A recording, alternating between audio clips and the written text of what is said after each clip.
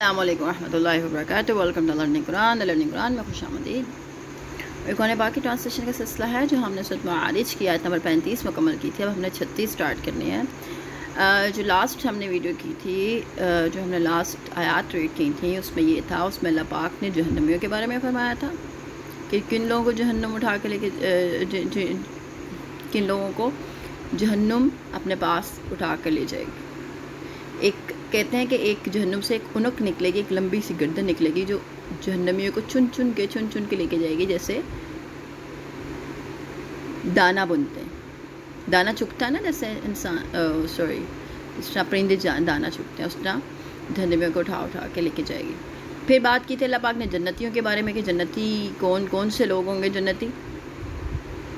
تو اس میں سب سے موسٹ اینڈ امپورٹنٹ تھنگ جو اپنے نمازوں کی حفاظت کرتے ہیں، اپنی شرمگاہوں کی حفاظت کرتے ہیں، جو نماز کو خوشو خضو سے ادا کرتے ہیں، جو کسی کے آگے سوال نہیں کرتے، جو سچی گواہی دیتے ہیں، جو اپنی امانتوں اور اپنے وعدوں کی حفاظت کرتے ہیں، اور جو اپنے رب سے ڈرتے رہتے ہیں، اللہ کے عذاب سے ڈرتے رہتے ہیں، قیامت کے دن کی تصدیق کرتے ہیں. تو یہ جو لوگ تھے جو ان لوگوں کی جو صفات بیان کی گئی تھی، یہ جنتوں کی اللہ پاک نے صفات بیان کی تھی کہ اللہ پاک ان کو جنت میں جگہ عطا فرمائیں گے، جنت میں بھیجیں گے.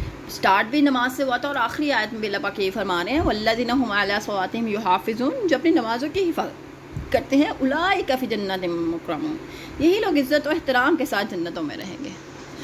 سبحان اللہ، کیا مزے ہوں گے جنت میں انشاءاللہ. چلیں آیت نمبر 36 دیکھتے ہیں کہ اللہ پاک کیا فرما رہے ہیں نیکسٹ آیات میں.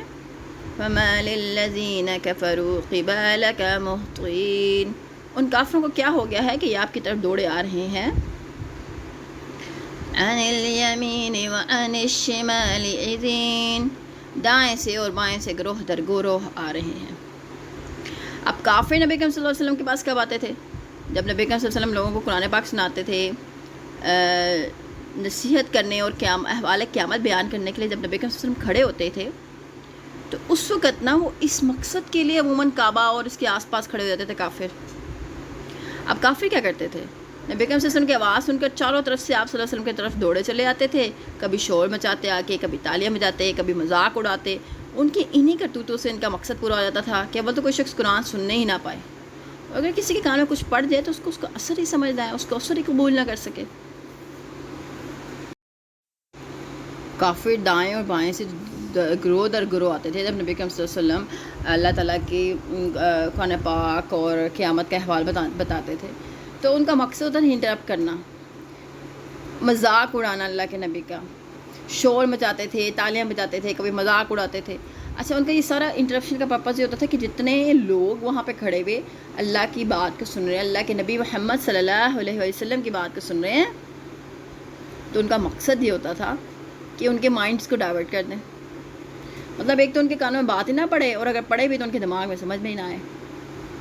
تو یہ مقصد ہوتا تھا ان کا، ستانے کا مقصد ہوتا ہے نبی کریم صلی اللہ علیہ وسلم کو. نیکسٹ آیت دیکھتے ہیں. أَيَطْمَعُ كُلُّ امْرِئٍ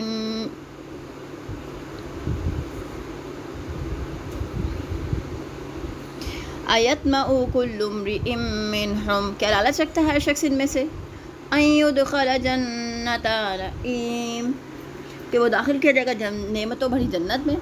کہ ان میں سے ہر شخص یہ ایک لالچ رکھتا ہے، ایک طمع رکھتا ہے کہ اسے نعمتوں والی جنت میں داخل کیا جائے گا. اچھا، اس کے باوجود اتنا اللہ کے نبی کو ستانے کے باوجود ان کا کافروں کا یہ خیال تھا کہ اگر مسلمانوں کے کہنے کے مطابق دوسری زندگی اور جنت اور دوزخ ہوئی بھی تو ہم ان مسلمانوں سے پہلے جنت میں جائیں گے. آپ نے اسی نظریے کو کبھی وہ ان الفاظ میں ادا کرتے تھے کہ جو پروردگار آج ہم پر مہربان ہے، اگر دوسری زندگی ہوئی تو آخر کیا وجہ ہے کہ اس دنیا پر ہم ناراض ہوں اور وہ وہاں پر بھی ہم پر مہربان رہے.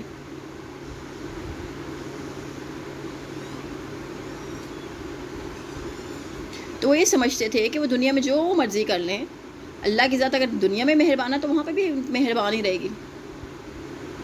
کلا ان خلقناہم مما یعلمون، ہرگز ایسا نہ ہوگا، ہم نے انہیں اس چیز سے پیدا کیا ہے جسے وہ خود بھی جانتے ہیں.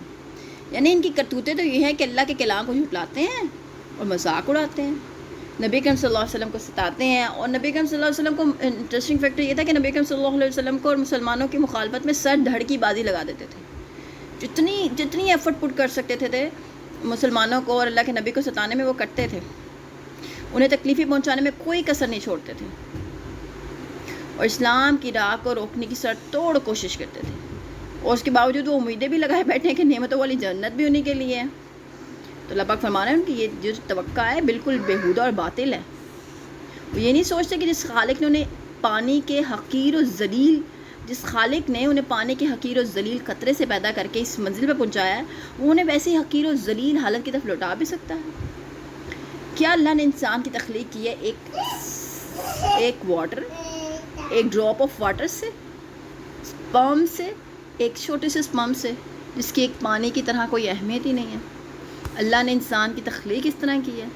ایک بے جان چیز سے اللہ نے اتنی بڑی چیز، ہمیں ایک انسان کو، ایک بچے کو اللہ پیدا فرما دیتے ہیں.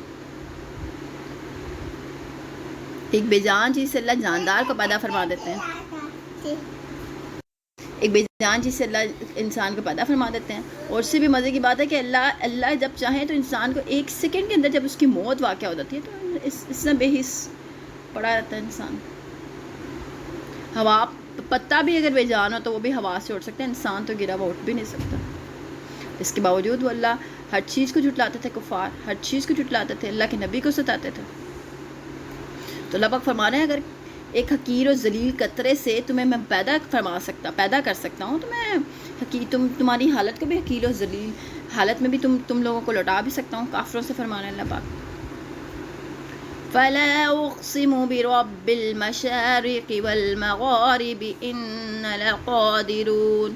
سو میں مشرقوں اور مغربوں کے مالک کی قسم کھاتا ہوں کہ ہم یقیناً اس بات پر قادر ہیں. مشرق عموماً سورج کے طلوع ہونے کی جگہ اور مغرب سورج کے غروب ہونے کی جگہ کو کہتے ہیں. سو میں مشرق اور مغربوں کے مالک کی قسم کھاتا ہوں کہ ہم یقیناً اس بات پر قادر.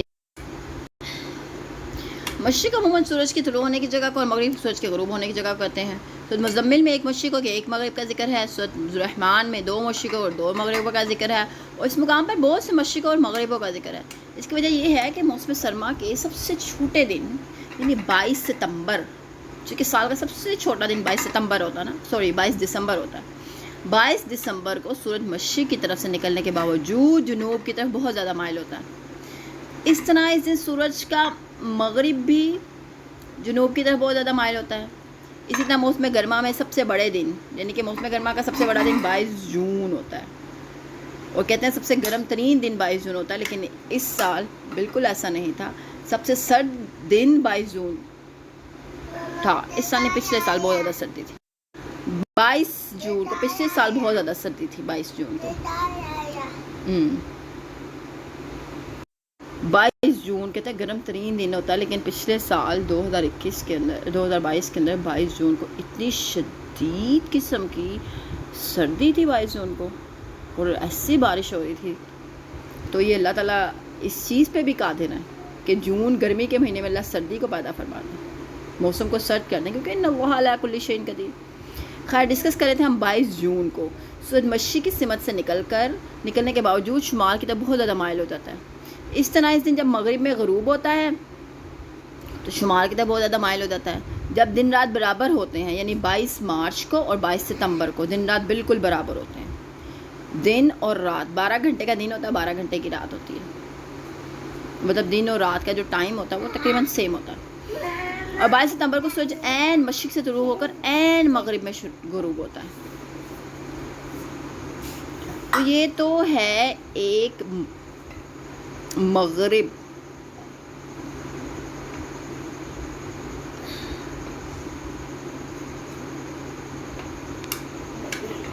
سورج ہر روز نئے زاویے سے طلوع ہوتا ہے. یہ تو صرف ایک سیارے سورج کی بات کر رہے ہیں نا، جبکہ بہت سے سیارے مشرق سے طلوع ہو کر مغرب میں جا ڈوبتے ہیں. اس سے مشرق اور مغربوں کی تعداد بہت زیادہ بڑھ جاتی ہے. الا ان نبدل خیرا منہم، اس بات پر کہ ہم بدل دیں بہترین سے. وما نحن بمسبوقین، سبقت لے جانے والے، کہ ان کے بدلے میں ان سے بہتر مخلوق لے آئے، کوئی ہم سے بازی لے جانے والا نہیں. یعنی جو پروردگار اتنے زیادہ مشرق اور مغربوں کو وجود میں لا سکتا ہے اور ان پر مکمل کنٹرول رکھ سکتا ہے اور ان کے زاویوں میں ذرہ بھر بھی فرق نہ آنے پائے. وہ یہ نہیں کر سکتا کہ تم سے تمہاری یہ چھوٹی چھوٹی سرداریاں جس پر تم اس قدر پھولے پھرتے ہو تم سے چھین کر تمہیں ذلیل و رسوا کر کے پیچھے ہٹا دے اور تمہاری جگہ دوسرے لوگوں کو لے آئے. چنانچہ اللہ تعالیٰ نے ان متکبر قریشیوں کو پیچھے ہٹایا اور ان مسلمانوں کو آگے کر دیا جن کے ساتھ یہ بیٹھنا بھی اپنی توہین سمجھتے تھے. فتح مکہ کے بعد معاملہ یکسر الٹ گیا. مسلمان فتح یاب ہو گئے اور حاکم اور یہ قریشی مقہور اور مغلوب ہو گئے. اور بعد میں ان کافروں میں سے عزت صرف اس سے ملی جس نے اسلام کی آغوش میں پناہ لی. اتنا خوبصورت مذہب ہے اسلام, اتنا خوبصورت دین ہے اسلام کہ اللہ تعالیٰ اسلام کو اپنانے والے کو دنیا آخرت میں سرخرو کر دیتے ہیں, دنیا آخرت میں عزت عطا فرماتے ہیں. فَذَرْهُمْ يَخُوضُوا وَيَلْعَبُوا, تو چھوڑ دو ان کو, وہ بحثیں کریں, کھیل کود میں پڑھیں, کھیلتے رہیں. حَتَّى يُلَاقُوا يَوْمَهُمْ, یہاں تک کہ وہ ملیں اپنے دن کو. هُمُ الَّذِي يُوعَدُونَ, جو وعدہ کیے جاتے ہیں. لہذا اپنی بیہودہ باتوں اور کھیل کو پڑا رہنے دیجیے تاکہ وہ دن دیکھ لیں جن کا ان سے وعدہ کیا جاتا ہے. یوم یخرجون من الاجداث سراعا, جس دن وہ نکلیں گے قبروں سے دوڑتے ہوئے. کأنہم الی نصب یوفزون, گویا کہ وہ طرف آستانوں کے دوڑتے ہیں. جس دن وہ اپنی قبروں سے نکل کر اسی طرح دوڑے جا رہے ہوں گے جیسے اپنے بتوں کے آستانوں کی طرف دوڑ رہے ہوں. نصب, نصب بمعنی کسی چیز کو سیدھے رخ کھڑا کر دینا اور زمین میں گاڑ دینا, اور نصیب اس پتھر کو بھی کہتے ہیں جو بطور نشان راہ گاڑا جاتا ہے. نیز نصیب پتھر یا لوہے کے اس مجسمے کو بھی کہتے ہیں جو کسی جگہ بغیر عبادت نصب کر دیا گیا ہو. یہ مجسمے عموماً نبیوں, ولیوں, پیروں یا بادشاہوں کے ہوتے ہیں, اور ایسے مقامات جہاں یہ مجسمے نصب ہوں انہیں بھی نصیب یا تھان یا آستانے کہا جاتا ہے. گویا نصب کے 3 معنی ہو گئے نا. نمبر 1 تو یہ ہو گیا کہ نشان راہ کا پتھر یا نصب. نمبر 2 یہ ہو گیا کہ نصب شدہ مجسمے. اور نمبر 3 یہ ہو گیا کہ وہ مقام جہاں مجسمے یا بت نصب ہوں. اس آیتوں میں تینوں مراد ہو سکتے ہیں. پہلا معنی اس لحاظ سے کہ ان کا یہ دوڑنا اللہ کے حکم کے تحت اور اضطراری امر ہوگا, اور باقی دونوں معنی اس لحاظ سے کہ دنیا میں وہ ایسے بتوں کے مجسموں اور تھانوں کی طرف تیزی سے دوڑ کر جایا کرتے تھے. قیامت کے دن بھی وہ اسی طرح تیزی سے دوڑے جا رہے ہوں گے کہ اللہ نے ان کے لیے وہی کیفیت بیان فرما دی جس کو وہ خوب جانتے ہیں اور دنیا میں اس کے عادی تھے. خاشعۃ ابصارہم, دبی ہوئی ہوں گی, جھکی ہوئی ہوں گی ان کی آنکھیں. ترہقہم, چھا رہی ہوگی ان پر ذلۃ, ذلت. ذالک الیوم الذی کانوا یوعدون, ان کی نگاہیں جھکی ہوئی ہوں گی, ذلت ان پہ چھا رہی ہوگی, یہی وہ دن ہے جس کا ان سے وعدہ کیا جاتا ہے.